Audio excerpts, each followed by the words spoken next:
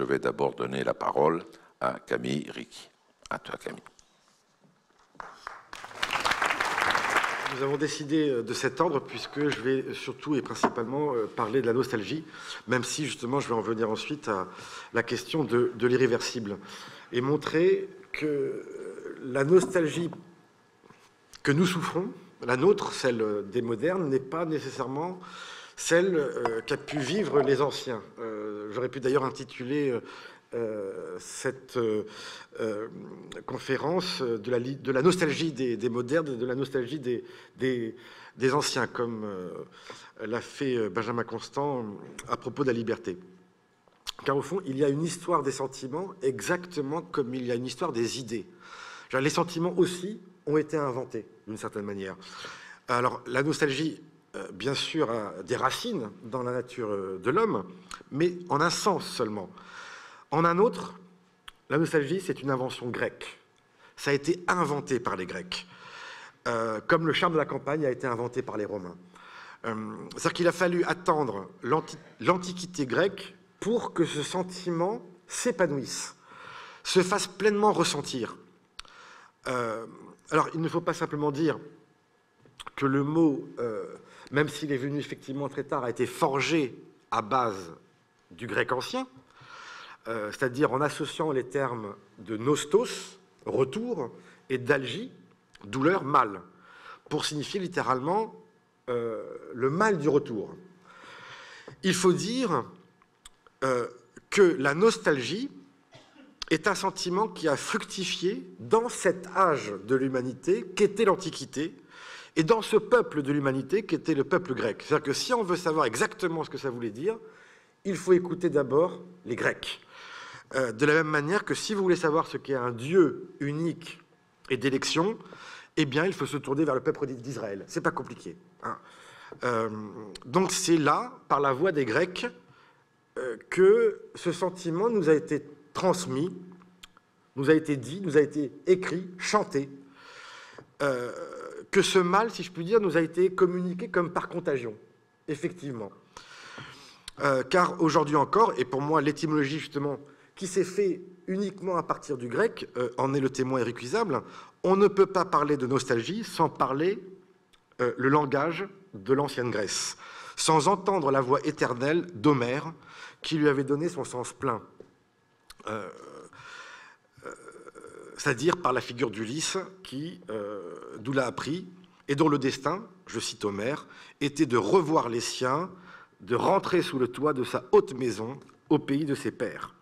Et ce sont les mots qu'il adresse à la déesse Calypso, qu'il avait rendue captive pendant 3 ans sur son île, et il lui répond « Le seul vœu, c'est dans le chant 5, le seul vœu que chaque jour je fasse est de rentrer là-bas, de voir en mon logis la journée du retour. » Il faut quand même s'en étonner un peu. C'est-à-dire que quel charme sa terre natale a-t-elle exercé sur lui pour qu'il ait préféré rentrer chez lui plutôt que l'immortalité que lui offrait de réaliser Calypso s'il y renonçait.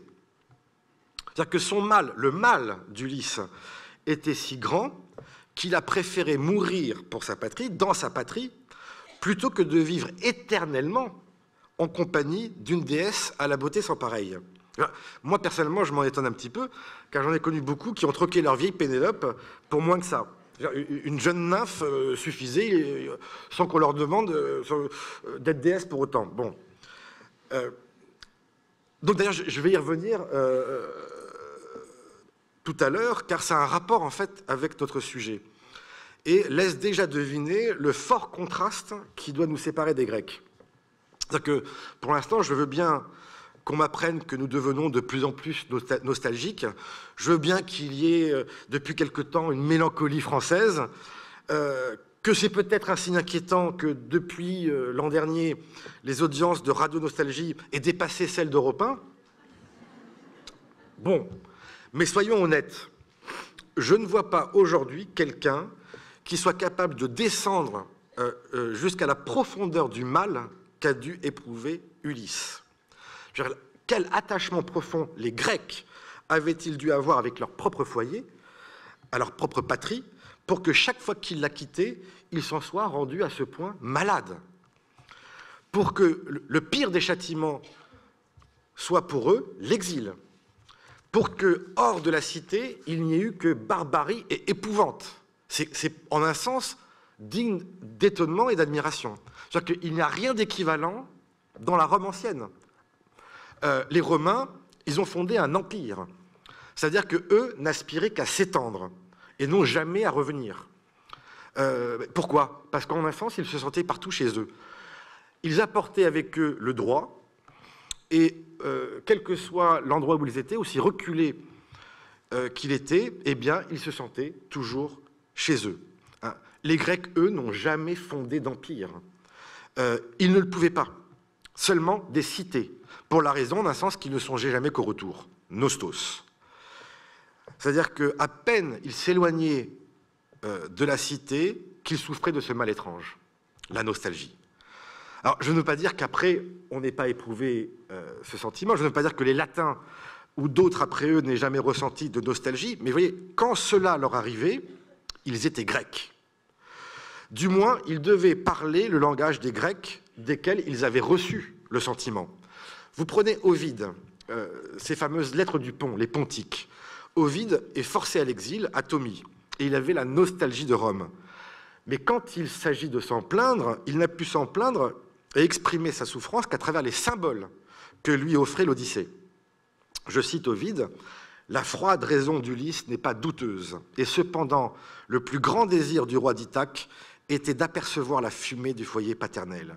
Je ne sais quel charme possède le sol natal pour nous captiver et nous empêcher de l'oublier jamais. » Je vais plus loin pour dire que, si je puis dire, le peuple grec, c'est d'abord et avant tout un peuple nostalgique. Si la philosophie elle-même a été d'invention grecque, c'est peut-être qu'elle-même n'a pu éclore que du sein d'un peuple qui était épris de nostalgie et pour lequel le retour était toujours plus important que l'aller. La pensée a dû commencer, d'ailleurs c'est une suggestion que nous fait Pascal Quignard dans Mourir de penser, que je trouve formidable. La pensée a dû commencer de façon très animale. C'est-à-dire que la pensée, d'abord, n'a peut-être d'abord servi qu'à revenir sur ses pas, par le flair, les signes, rentrer au foyer, jusqu'au foyer qu'on avait quitté. Et c'est la raison pour laquelle la pensée, dont le terme grec est nous, le nous, s'est appuyée sur le nostos, nous, nostos.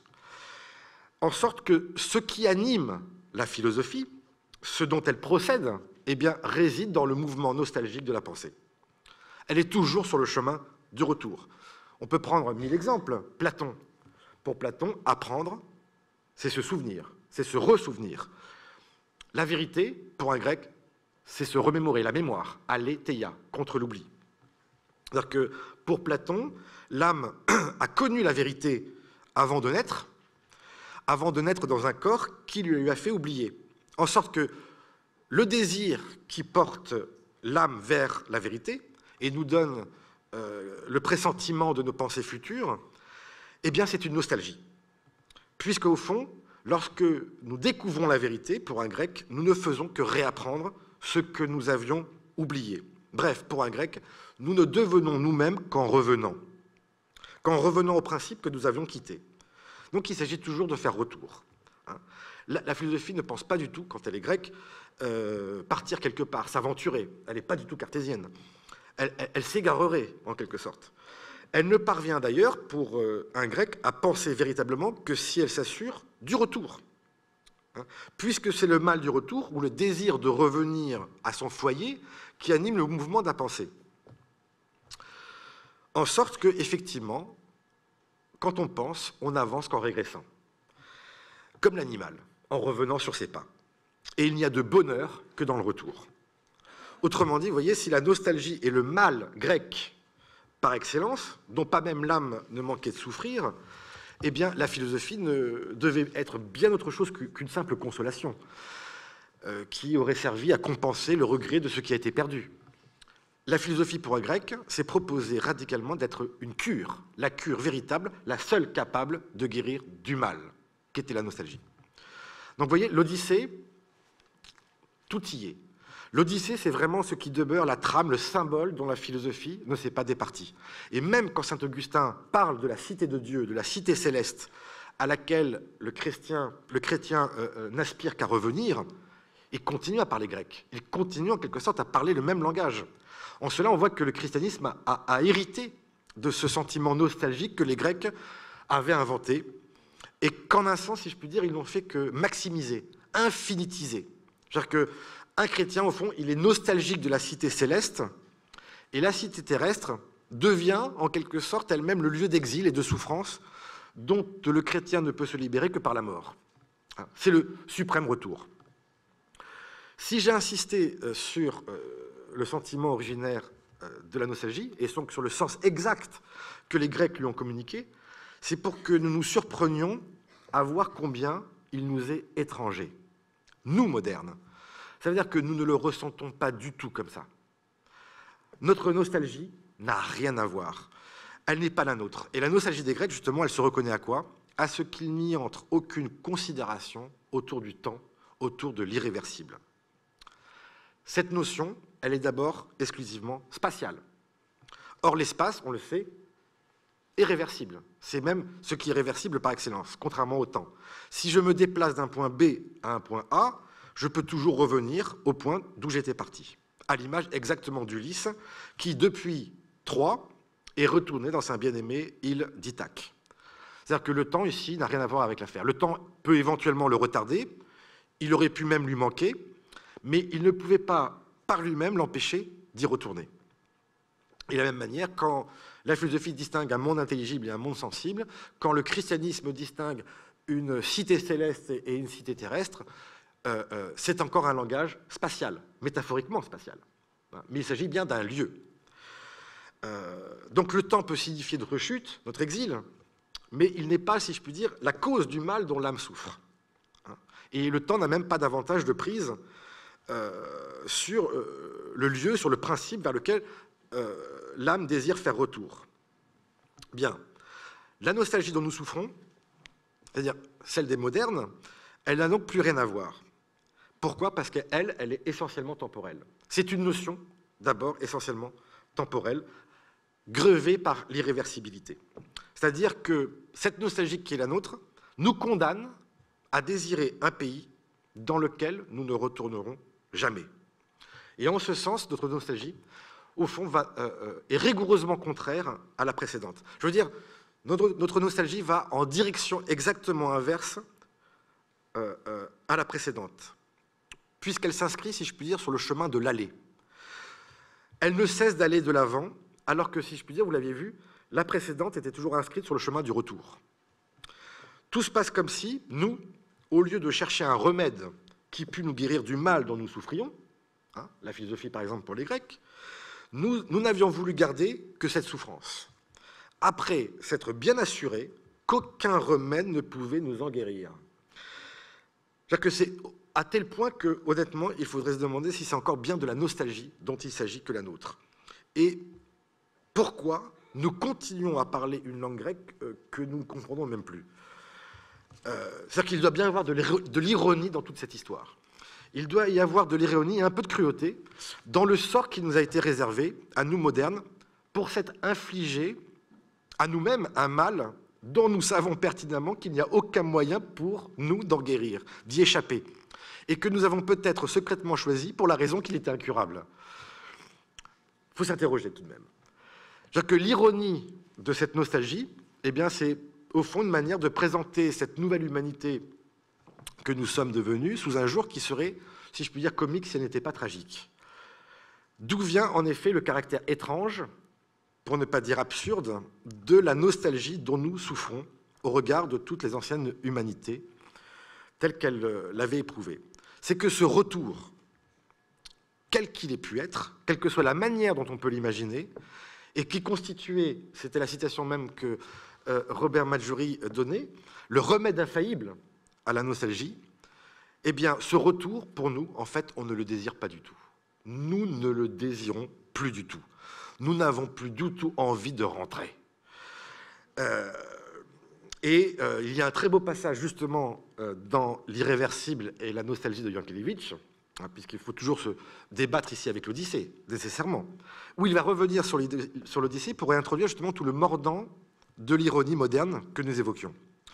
Il se propose, Yankelevitch, d'imaginer ce qui se passe une fois rentré. Il s'imagine le lendemain du grand Nostos, ce qui est arrivé après les retrouvailles dans le palais d'Ithaque. Il se demande ce qui a pu se passer une fois le rideau baissé, quand devait s'inaugurer l'ère d'un bonheur sans nuages et sans histoire. Et donc il se propose d'écrire à sa manière, je le cite, le 25e chant de l'Odyssée, celui qui n'existe pas. Et qu'est-ce qu'il imagine? Ulysse est à table, il se tait, il n'a plus rien à souhaiter, il s'ennuie. Il s'ennuie. Et à quoi pense-t-il? À Calypso. À Calypso, à Circé, à Nausicaa, à toutes les occasions perdues, à toutes les occasions manquées qui ne reviendront plus. Je le cite, « Le lendemain même du retour, la déception a supplanté la nostalgie. Au fond, Ithaque n'était qu'un prétexte. Il sait à présent que la nostalgie, et c'est exactement la même citation, comme quoi nous nous retrouvons, n'est pas seulement un mal qui a besoin d'un remède, elle est encore l'inquiétude causée par l'insuffisance de ce remède. » Voilà, nous sommes des Ulysses modernes, quelque chose quand même de très bizarre. Nous sommes des Ulysses modernes qui sommes venus après la déception, qui savons qu'au retour ne nous attend que l'ennui, et même peut-être la mort. Donc on n'a aucune envie. C'est-à-dire que nous avons reçu des Grecs le sentiment de la nostalgie, mais voyez, nous y avons introduit toute la cruauté de l'ironie. Notre désir n'a plus d'objet, il est indéterminé. Il est celui d'un ailleurs toujours autre, d'un pays qu'on n'aura jamais connu. Pourquoi? C'est très curieux, parce que nous préférons le mal au remède. Le remède serait pire que le mal. Nous préférons le mal au remède, c'est-à-dire nous préférons la souffrance à l'ennui. Nous préférons souffrir que de nous ennuyer. Eh bien, du coup, ce que nous redoutons le plus, peut-être, c'est d'être rentrés, de mourir d'ennui. Donc, vous voyez, quand nous sommes nostalgiques, nous, aujourd'hui, nous ne désirons pas tant revenir que partir. C'est le chemin inverse. Que partir et partir toujours, et se délecter secrètement de l'exil et de l'absence. Au fond, on se dit Calypso est encore plus belle à présent qu'elle est loin, et n'appartient plus qu'au passé. Le souvenir qu'en garde notre Ulysse moderne est d'autant plus doux qu'il lui assure un retour impossible. Je t'aime, mais de loin. C'est cette contradiction dans laquelle nous avons sourdement voulu nous installer et qui a permis justement à la nostalgie de se nouer à l'irréversible. Car j'insiste également, vous avez vu que la nostalgie, au fond, n'avait d'abord rien à voir avec l'irréversible, mais je pourrais en dire autant, l'irréversible, d'abord, n'a rien à voir avec la nostalgie. Et j'en veux pour preuve, évidemment, Bergson. J'en dirai juste un petit mot, mais Bergson, qui a été l'un des maîtres de Yankelevitch, c'est justement le philosophe qui a introduit pour la première fois, véritablement, le temps dans l'histoire de la philosophie. C'est lui qui a affirmé la réalité du temps en vertu de la conscience irrécusable que nous avions de durée. Or, j'ai même vérifié, mais je le savais déjà, le mot nostalgie n'apparaît jamais sous sa plume, dans aucun de ses ouvrages. C'est-à-dire que Bergson sait bien que le temps est irréversible. C'est même lui, en un sens, qui y insistait pour la première fois. Je le cite. « Nous savons bien qu'on ne vit pas deux fois le même moment d'une histoire et que le temps ne remonte pas son cours. » Et pourtant, jamais, dans son œuvre, il ne cède à la nostalgie de l'irréversible. Le temps, pour lui, la chose est bien connue, est une création continue d'imprévisibles nouveautés. C'est-à-dire que le passé est associé à un mouvement qui va vers l'avant et qui renouvelle le présent à chaque instant, de telle sorte que ce qui est perdu, certes, n'est pas retrouvé, mais ce qui est trouvé à sa place n'était pas même attendu, et c'est cette joie de l'inouï et de l'inespéré qui nous offre toujours, si je puis dire, de surmonter le possible désespoir qu'entraînerait la perte inconsolable. C'est-à-dire que l'irréversible chez Bergson est lié, non pas au regret, mais à la joie du continuel renouvellement. Il est joyeux, Bergson. Et je crois en avoir trouvé la raison dans une lettre que Bergson a adressée à Yankelevitch, qui est formidable, qui date de 1938. Bergson déclare à Yankelevitch, au fond, qu'il ne s'était jamais ennuyé. En fait, il ne savait même pas ce que ça voulait dire s'ennuyer. Je le cite. « Votre étude sur l'ennui m'intéresse et m'instruit tout spécialement, car l'ennui est un sentiment que je n'ai jamais éprouvé. Et il me semble, justement, qu'il faut peut-être avoir éprouvé l'ennui pour constituer un passé comme une valeur refuge et éprouver la nostalgie. En méditant sur l'irréversible, la nostalgie, justement, Yankelevitch ne renie pas Bergson, mais il va adjoindre à la conscience du temps une tonalité affective, et bien qui la colore de son propre tempérament et qui lui est probablement venue de son attachement à la philosophie grecque. Il est un Ulysse moderne, et peut-être justement nous aussi, nous allons le voir d'une certaine manière. Et voilà donc le nouage curieux que l'Ulysse moderne, que nous sommes devenus, a effectué entre l'irréversible et la nostalgie. C'est-à-dire que nous ne sommes plus nostalgiques d'un lieu cher à notre cœur, et nous aspirons à y retourner, parce qu'on ne sait même plus ce qu'on désire. Et qu'au fond, c'est plutôt le présent qu'on cherche à fuir, et c'est l'ennui que nous craignons. Mais nous sommes encore nostalgiques, si je puis dire, comme par nécessité. Et donc, il ne nous reste plus alors qu'à être nostalgique de quoi? Du temps qui passe. Du temps qui passe en lequel tout s'en va et ne revient jamais. Où il nous est loisible de nous complaire de façon quelque peu morose, puisqu'en effet, là, nous avons l'assurance qu'aucun retour ne sera possible. La nostalgie, pourtant, Algie, c'est quand même une maladie. C'est une maladie.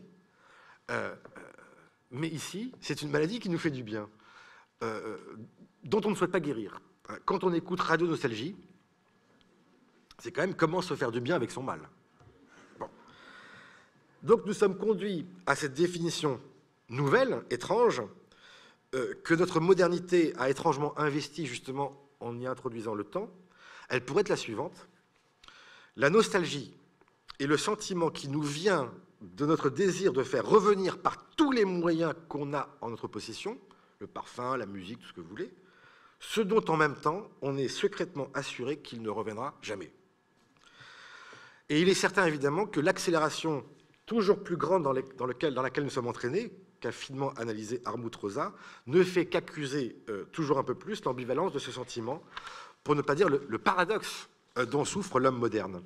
C'est-à-dire que notre vie jamais n'a été aussi longue qu'aujourd'hui, jamais elle n'a été aussi riche, variée, et pourtant par ce phénomène d'accélération qui nous donne effectivement une conscience très aiguë du cours irréversible du temps, jamais un homme, une fois arrivé au terme de sa vie, n'a peut-être eu le sentiment de ne pas avoir vécu assez. Voilà. Et du coup, d'être nostalgique de sa propre jeunesse. Il a manqué des choses. Ça, c'est arrivé trop vite. Il a la nostalgie de l'irréversible. Et comme tout phénomène ambivalent, et c'est ainsi que je finirai, par cette analyse, ce sentiment peut se lire à deux niveaux à la fois. C'est pour ça qu'il est étrange, qu'il est paradoxal. C'est qu'on peut le lire sur deux plans. Et c'est ce que nous suggérions lorsque nous disions qu'il donne à voir de l'homme moderne un spectacle qui est à la fois comique et tragique. Car contrairement à l'idée reçue, le comique n'a pas du tout la légèreté du burlesque. Le comique, c'est sérieux, c'est aussi sérieux que le tragique. Et c'est l'idée géniale de Beaumarchais, quand il a écrit sa trilogie. C'est l'idée géniale de Beaumarchais de dire que le comique et le tragique, justement, ne font jamais qu'une seule et même chose. C'est le mot de Figaro. Je me presse de rire de tout, de peur d'être obligé d'en pleurer. Autrement dit, voilà, c'était l'idée de Beaumarchais. Mettez ensemble une femme, son amant et le mari cocu, vous faites un vaudeville. Mais ajoutez un couteau dans la main de l'homme trompé, et avec la même histoire, vous faites un drame. C'est la même histoire. C'est-à-dire que, c'est ce que dit Beaumarchais, il y a un fond dont on peut faire avec un égal succès une tragédie ou une comédie. Et justement, il y a une histoire bien connue qui porte précisément sur la nostalgie de l'irréversible. L'étrange histoire de Benjamin Button. Ah oui, c'est exactement ça. Elle raconte l'histoire d'un homme dont la vie a suivi un cours résolument inverse à celle des autres. Il est né vieillard, il est mort en nourrisson. En cela, sa vie est une régression. Il suit le mouvement de la nostalgie. Sa vie est une régression, c'est un retour et non pas un aller. Et il semble que cette histoire, effectivement, ait servi à nous rendre plus sensibles le sentiment nostalgique que peut faire naître le caractère irréversible du temps. Et cette histoire, elle a eu deux versions. Le fond de cette histoire, bien connu, a donné lieu en effet à deux versions différentes. L'une qui en a fait un drame, et c'est le film de David Fincher, de 2008, avec Brad Pitt et Cate Blanchett. Et l'autre version, qui est celle dont le film s'inspire, et qu'on doit à Fitzgerald, et qu'on oublie qu'elle était franchement comique. En fait, elle n'a rien à voir. C'est la même histoire, mais racontée tout différemment. Qu'est-ce qui se passe dans la nouvelle de Fitzgerald? Et j'y insiste d'abord, puisque tout le monde plutôt a à l'esprit le film. Dans la nouvelle de Fitzgerald, écrite en 1920, Roger Button, le père, voit dans un des berceaux Benjamin, son fils, d'une taille déjà extraordinaire, la barbe blanche, recroquevillée. Il y voit un vieillard de 70 ans. Bon, il est d'abord un peu horrifié, hein, d'autant plus que celui-ci commence déjà à lui parler. Il dit, mais tu es mon père? Voilà. Bon, donc il parle déjà, bon, très bien. Donc le père est horrifié, mais il le garde quand même. Bon, je le garde quand même. C'est-à-dire qu'il n'abandonne pas du tout. Hein. Il va faire comme si de rien n'était. C'était un bébé comme un autre. Je le cite, hein, au bout de 12 ans, ses parents s'étaient habitués à lui. De fait, la force de l'habitude est telle qu'il ne le trouvait plus différent des autres enfants. Mais Benjamin se met à rajeunir et il vit des années de décroissance normale, vous voyez. À 18 ans, il a l'apparence d'un homme de 50. À 20 ans, il paraît le même âge que son père, et on les croit frères. Et à ce moment-là, il rencontre son épouse, Miss, ici Moncrieff, qui sera Daisy dans le film et qui sera jouée par Cate Blanchett. Il a le coup de foudre. Et puis, comme elle, à ce moment-là, elle préfère les hommes d'âge mûr, bah, il va mentir sur son âge. Il va profiter de son apparence de vieillard. Bon, très bien. Donc, ils vont se marier, avoir un fils, Roscoe. Benjamin, il s'installe dans la société, il fait fortune. Plus il rajeunit, plus il se sent vigoureux, et plus son père, d'ailleurs, est admiratif. Mais vous voyez, avec le couple, ça se passe différemment. C'est tout le contraire. Ça veut dire qu'avec Moncrieff, Hildegarde Moncrieff, sa femme, au contraire, plus elle vieillit, plus elle s'anémie, moins il en est satisfait. Ça vous rappelle quelque chose, quand même. Et elle, qui n'avait jamais aimé que les jeunes gens, ne faisait que le mépriser à mesure qu'il rajeunissait. Donc, progressivement, un abîme se creuse peu à peu entre eux. Et à leur début, les gens se scandalisaient de voir une jeune femme au bras d'un vieillard, à la fin, oubliant d'ailleurs ce qu'ils avaient dit au début, les mêmes se scandalisaient de voir un jeune homme au bras d'une femme de 45 ans. Benjamin Button part faire la guerre, il paraît avoir 18 ans quand il revient, il perd peu à peu ses souvenirs et meurt. Ça, c'est l'histoire. Pourquoi c'est comique? Pourquoi l'histoire ici étrange de Benjamin Button est ici comique? Ben, précisément parce que les personnages ici n'ont pas conscience de l'irréversibilité du temps, hein, que nous donne à voir justement Fitzgerald au lecteur. Ils n'ont pas conscience de cette irréversibilité, exactement à l'image du père de Benjamin, qui ne s'étonne plus de voir son fils à 12 ans fumer le cigare à sa fenêtre, hein, comme si de rien n'était. C'est-à-dire qu'ils font tous comme si tout était bien en ordre, comme si tout retournait toujours à sa place, pouvait toujours revenir en son lieu. Benjamin n'a pas conscience de l'irréversible, et c'est parce qu'il ne cesse de régresser, de faire retour, de suivre réellement le mouvement de la nostalgie, que cette nostalgie est comique. Il fait comme si c'était possible. Et son histoire, au fond, ce n'est jamais que la métaphore de notre vie misérable. Enfin, enfin la mienne, si vous voulez. Bon. Son histoire n'est que la métaphore de la vie où chacun veut être vieux quand il est jeune et veut être jeune quand il est vieux. Bon. C'est-à-dire que là, on retrouve vraiment notre Ulysse moderne qui croit pouvoir trouver une source de jouvence en ayant à ses bras une jeune fille. C'est bien le Ulysse dont on a parlé, qui troque volontiers sa vieille Pénélope en échange de la jeune Calypso. Hein? Benjamin Button est étrange, certes, mais enfin, ce n'est jamais que notre histoire éclairée ici sous un jour grotesque. Ce n'est jamais qu'un homme qui ne veut pas assumer son âge. Et c'est comique. Dans le film, tout change. Et c'est pour ça que le film est aussi génial. Tout est montré, si je puis dire, à un autre niveau, sur un autre plan. Le père, ici, ne veut pas du tout se voiler la face. Hein. Il ne veut pas se voiler les yeux. Il ne peut pas faire comme si tout pouvait revenir à sa place. Il est horrifié, Et lui, il l'abandonne. Il l'abandonne sur les marges d'un hospice. Il ne va pas l'adopter. C'est-à-dire que Benjamin Button, ici, commence par l'exil. Toujours déjà, il commence par l'exil. Il n'aura pas, si je puis dire, de terre natale. Et pour cette raison-là, il ne sera jamais à sa place. Contrairement à l'autre, où on faisait comme si de rien n'était. Il ne sera jamais à sa place, et du coup, il ne cessera jamais de voyager, de partir à l'aventure. C'est-à-dire que ce Benjamin Button est nostalgique d'un lieu, justement, qu'il n'aura jamais connu. Parce que, justement, il lui manque cette terre d'abord première. Et lui, au contraire, par le cours rigoureusement contraint de sa vie, a une conscience très aiguë de l'impossibilité du retour. C'est exactement le contraire de l'autre. Lui, il sait qu'on ne revient jamais. Il aime Daisy. Lui, il aime vraiment Daisy, depuis toujours, mais il ne fera que la croiser une fois, vraiment. Ils ne s'aimeront véritablement qu'une fois, en ce point unique où leur vie, qui vont en sens contraire l'une de l'autre, parviennent à se rejoindre. Et de cette rencontre va naître une fille, mais lui-même encore ne pourra pas faire semblant et partira. Il ne pourra pas faire semblant d'être vraiment le père. Il s'en va toujours, c'est-à-dire que son exil est permanent. Son exil est permanent, il ne fait que croiser les êtres, il sait son retour impossible. Et c'est pourquoi sa nostalgie, elle, est tragique, et qu'elle peut tirer nos larmes. C'est la même histoire pourtant.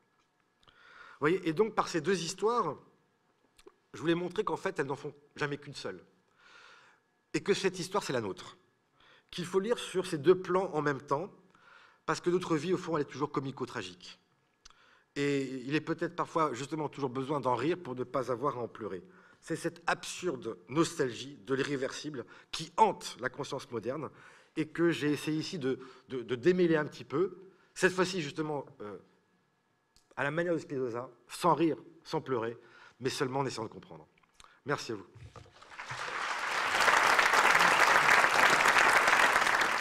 Merci beaucoup, et puis à la prochaine fois.